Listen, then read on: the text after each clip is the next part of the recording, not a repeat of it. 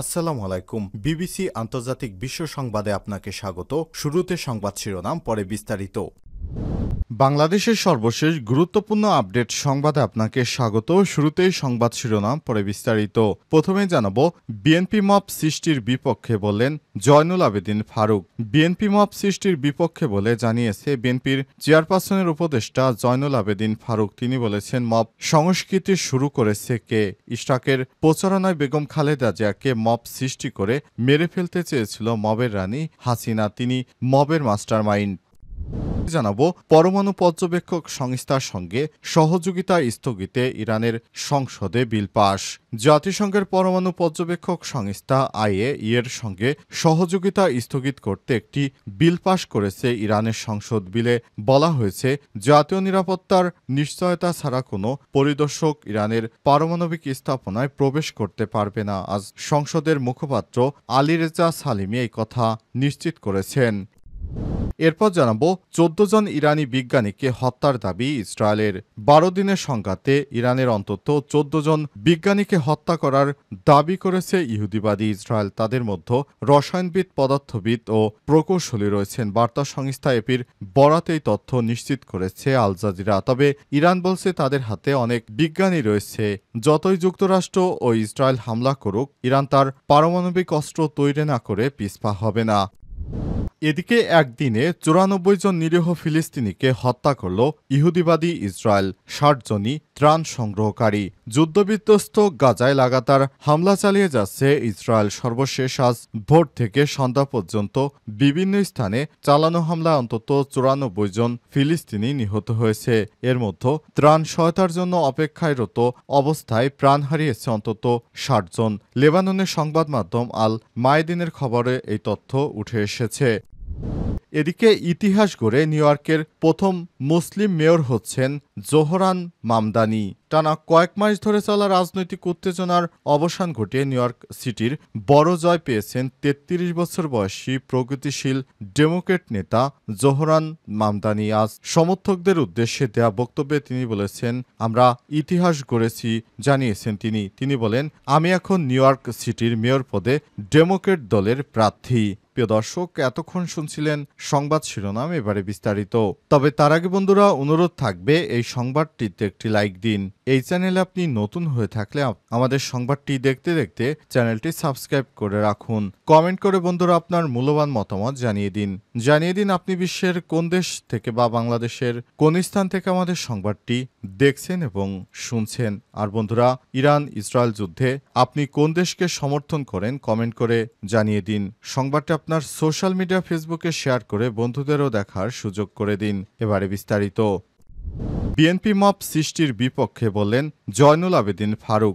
BNP mob সৃষ্টির বিপক্ষে বলে জানিয়েছে বিএনপির চেয়ারপারসনের উপদেষ্টা জয়নুল আবেদিন ফারুক। তিনি বলেছেন, মব সংস্কৃতি শুরু করেছে কে? ইশরাকের প্রচারণায় বেগম খালেদা জিয়াকে মব সৃষ্টি করে মেরে ফেলতে চেয়েছিল মবের রানী হাসিনা। তিনি মবের মাস্টারমাইন্ড। জাতীয় প্রেস ক্লাবে গণতন্ত্র ফোরামের এক প্রতিবাদী যুব সমাবেশে ফারুক এসব কথা বলেছেন। ফারুক বলেন, বাংলাদেশে যারা মব সৃষ্টি করে তারা হচ্ছে এদেশের শত্রু। মব সৃষ্টি করে দেশটাকে ধ্বংসের দ্বার প্রান্তে নিয়ে এসেছে অনেকেই। যারা মব সৃষ্টি করে দেশটাকে অরাজক পরিস্থিতির মধ্যে ঠেলে দিয়েছে তাদের হতে সাবধান। অথচ বিএনপির এক নেতাই সেদিন সিসি নুরুল হুদাকে ধরে তারপর তার গলায় জুতার মালা পরিয়ে মব সৃষ্টি করেছে। আর বিএনপি এখন বলছে তারা মব সৃষ্টি করে না। এক মুখে দুই কথা। দেখা যাচ্ছে বিএনপি এক এক সময় এক এক কথা বলছে। এ অবস্থায় পুরো সমস্ত কথাবার্তা বিএনপি উল্টে পাল্টে দেওয়ার চেষ্টা করছে। তারা স্বীকার করেছে যে মব সৃষ্টি করে বিএনপির নেতাকর্মীরাই তাদের নিজের নেতাদেরকে হত্যা করছে, কিন্তু মব সৃষ্টি করছে নাকি অন্যান্য রাজনৈতিক দল, এমন বার্তা দেয় বিএনপি। এরপরই শুরু হয়েছে এই ধরনের আলাপ আলোচনা। তারা বলছে তারা নাকি মব সৃষ্টি করে না, কিন্তু বিগত সময়গুলো বিশ্লেষণ করলে দেখা যাচ্ছে যে মব সৃষ্টির জন্য সবথেকে বিএনপি দায়ী। পরমাণু পর্যবেক্ষক সংস্থার সঙ্গে সহযোগিতা স্থগিতে ইরানের সংসদে বিল পাস। জাতিসংঘের পরমাণু পর্যবেক্ষক সংস্থা আইএইএর সঙ্গে সহযোগিতা স্থগিত করতে একটি বিল পাস করেছে ইরানের সংসদ। বিলে বলা হয়েছে, জাতীয় নিরাপত্তার নিশ্চয়তা ছাড়া কোনো পরিদর্শক ইরানের পারমাণবিক স্থাপনায় প্রবেশ করতে পারবে না। আজ সংসদের মুখপাত্র আলী রেজা সালিমি এই কথা নিশ্চিত করেছেন। সালিমি আরও বলেন, সাধারণ ও নির্দিষ্ট উভয় ধারায় বিলটি অনুমোদন পেয়েছে। একই সঙ্গে এই আইনের লঙ্ঘন করে আইএইএ কর্মীদের প্রবেশের অনুমতি দিলে সংশ্লিষ্ট ব্যক্তিদের বিরুদ্ধে শাস্তিমূলক ব্যবস্থা বিধান রাখা হয়েছে। এই বিলের আওতায় কেবল সুরক্ষা চুক্তিভিত্তিক সহযোগিতা নয়, বরং সংস্থাটির সঙ্গে সব ধরনের পরমাণু সহযোগিতা স্থগিত করা হবে বলে জানান সালিমি। পার্লামেন্ট স্পিকার মোহাম্মদ বাঘের গালিবাফ বলেছেন, আইএইএ ইসরায়েল ও যুক্তরাষ্ট্রের দ্বারা পরিচালিত ইরানের পারমাণবিক স্থাপনাগুলোর উপর হামলার নিন্দা করতে ব্যর্থ হয়েছে। এই মাধ্যমে সংস্থাটি নিজেদের আন্তর্জাতিক গ্রহণযোগ্যতা নিলামে তুলে দিয়েছে। দেশটির সংবাদ মাধ্যম নূর নিউজ এর খবরে বলা হয়েছে, সংসদের এই সিদ্ধান্ত অনুযায়ী পারমাণবিক স্থাপনাগুলোর নিরাপত্তা নিশ্চিতকরণ সাপেক্ষে আইএইএর পরিদর্শকরা কেবলমাত্র সর্বোচ্চ জাতীয় নিরাপত্তা পরিষদের স্পষ্ট অনুমোদনের মাধ্যমে ইরানে প্রবেশ করতে পারবেন। সংবাদ সংস্থা মেহের নিউজ বিলটির পক্ষে ভোট দেন মোট 221 জন সংসদ সদস্য। বিরোধিতা করেননি কেউ। এজন্য একজন সংসদ সদস্য কেবলমাত্র বিরত ছিলেন। তবে এই বিলের বাস্তবায়ন এখন জাতীয় নিরাপত্তা পরিষদের উপর নির্ভর করছে। তারা চাইলে এটি কার্যকর করতে পারবে। এর মানে ভবিষ্যতে ইরানে বাহিরদেশ থেকে কেউ চাইলেই ঢুকে ইরানের এসব স্থাপনা দেখভাল করতে পারবে না। 14 ইরানি বিজ্ঞানীকে হত্যার দাবি করল ইসরায়েল। 12 দিনের সংঘাতে ইরানের অন্তত 14 জন বিজ্ঞানীকে হত্যার দাবি করেছে ইহুদিবাদী ইসরায়েল। তাদের মধ্যে রসায়নবিদ, পদার্থবিদ ও প্রকৌশলী রয়েছেন। বার্তা সংস্থা এপির বরাতে এই তথ্য নিশ্চিত করেছে আল জাজিরা। ইহুদিবাদী ইসরায়েল বিশেষ করে ইরানে একবার হামলায় এসব বিজ্ঞানীদের হত্যা করেছে। তারা প্রথম দিনেই ইরানের পারমাণবিক সবথেকে বড় বিজ্ঞানীদের হত্যা করে অন্তত 6 জনকে। সেদিন সেনাবাহিনী প্রধান বাঘেরিকেও হত্যা করে। এছাড়াও ইরানের সেনাবাহিনী আইআরজিসির শীর্ষ কমান্ডারদের হত্যা করে একে একে। ইহুদিবাদী ইসরায়েলেরা প্রথমে মনে করেছিল, আমরা ইরানের বিরুদ্ধে যেভাবে হামলা চালিয়ে যাচ্ছি, ইরান হয়তো প্রতিরোধ গড়ে তুলতে পারবে না। তবে ইরান এমনভাবে ইহুদিবাদী ইসরায়েলের বিরুদ্ধে প্রতিরোধ গড়ে তোলে যে তারা কোনোভাবেই আর ইরানের সামনে দাঁড়াতে পারেনি ইহুদিবাদী ইসরায়েল।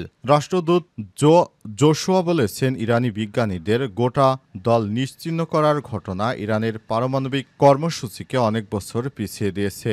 তবে ইরান জানিয়েছে, ইহুদিবাদী ইসরায়েল যতই হামলা চালাক না কেন, তাদের পারমাণবিক কর্মকাণ্ডগুলো সুরক্ষিত রয়েছে। তারা চাইলে সেগুলো সরিয়ে নিয়ে তারপর সেখান থেকে সেগুলো আবার নতুন করে তৈরি করার উদ্যোগ নিয়েছে। খুব দ্রুত ইরান পারমাণবিক বোমা সামনে আনতে চলেছে, এমন ঘোষণা দিয়েছে ইরানের পররাষ্ট্রমন্ত্রী সৈয়দ আব্বাস আরাকচি জানিয়েছেন, আমরা ইহুদিবাদী ইসরায়েলকে যে শিক্ষা দিয়েছি, ভবিষ্যতে তারা আর কোনোদিন ইরানের দিকে চোখ তুলেও তাকাতে পারবে না।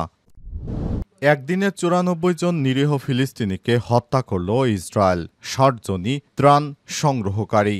যুদ্ধবিধ্বস্ত গাজায় লাগাতার হামলা চালিয়ে যাচ্ছে ইহুদিবাদী ইসরায়েল। সর্বশেষ আজ ভোর থেকে সন্ধ্যা পর্যন্ত বিভিন্ন স্থানে হামলা চালানো হচ্ছে। এ পর্যন্ত 94 জন নিরীহ ফিলিস্তিনি নিহত হয়েছে। এর মধ্যে ত্রাণ সহায়তার জন্য অপেক্ষায় থাকা মানুষদেরই বেশি হত্যা করেছে ইহুদিবাদী ইসরায়েল। এদের মধ্যে ত্রাণ সহায়তার জন্য অপেক্ষায় রত থাকা অবস্থায় তারা প্রাণ হারিয়েছে অন্তত 60 জন। লেবাননের সংবাদ মাধ্যম আল মায়দিনের খবরে এই তথ্য নিশ্চিত করা হয়েছে। অবরুদ্ধ গাজা উপত্যকায় একাধিক এলাকায় নতুন করে হামলা চালানো হচ্ছে। গাজা শহরের দক্ষিণে আল জাইতুন এলাকায় একটি বাড়িতে গোলাবর্ষণ ও প্রাণ হারিয়েছে এক নারী। উত্তর গাজার জাবালিয়া পূর্বাঞ্চলে কয়েকটি আবাসিক ভবন গুড়িয়ে দিয়েছে ইসরায়েলের সেনাবাহিনী। ও এলাকায় ব্যাপক হারে বিমান হামলা চালানো হচ্ছে। বিমান হামলায় ইহুদিবাদী ইসরায়েলেরা ইরানের পাশাপাশি ইসরায়েল বিভিন্ন ফিলিস্তিনের বিভিন্ন এলাকায় একে একে হামলা চালিয়ে সমস্ত স্থাপনাগুলো গুড়িয়ে দিচ্ছে ইহুদিবাদী ইসরায়েল, পাশাপাশি তারা সাধারণ মানুষকেও সমানে হত্যাযজ্ঞ চালিয়ে যাচ্ছে। অবস্থায় পুরো এলাকা ধ্বংসস্তূপে পরিণত হয়েছে। দেখা যাচ্ছে কোথাও কোথাও ত্রাণ নিতে আসা লোকজনদের উপর বিমান থেকে হামলা চালানো হচ্ছে, গুলি করে নিরীহ মানুষদেরকে হত্যা করছে দখলদার ইসরায়েলি বাহিনী। নিরীহ ফিলিস্তিনিরা দিক বিদিক কিয়ামতের ময়দানের মতো তারা এদিক সেদিক পালানোর চেষ্টা চালিয়ে যাচ্ছে। তবে ইসরায়েলের সেনাবাহিনীর গোলার আঘাতে ওইখানে পাখির মতো অনেকেই ঢলে পড়ছে। তাদেরকে বিভিন্ন গাধা বা গরুর গাড়ি সাইকেলে করে সরিয়ে নেয়ার চেষ্টা চালানো হচ্ছে। কিন্তু ইহুদিবাদীরা এসব নিরীহ মুসলিমদের একে একে হত্যাযজ্ঞ চালিয়ে যাচ্ছে, যেটি কোনোভাবেই আমাদের কাম্য নয়। ইহুদিবাদীরা সেসব গুরুত্বপূর্ণ জায়গাগুলির ধ্বংসের পাশাপাশি তারা নিরীহ ফিলিস্তিনি সমস্ত মানুষকে তাদের রাষ্ট্র থেকে উচ্ছেদ করতে চায়। এটি হচ্ছে তাদের সবথেকে বড় আশা, যে তারা চায় এমনভাবে ফিলিস্তিনিদেরকে হত্যা করতে যাতে করে ভবিষ্যতে আর কেউ ইহুদিবাদী ইসরায়েলের বিপক্ষে কথা বলার মতো কোনো কণ্ঠস্বরও না থাকে।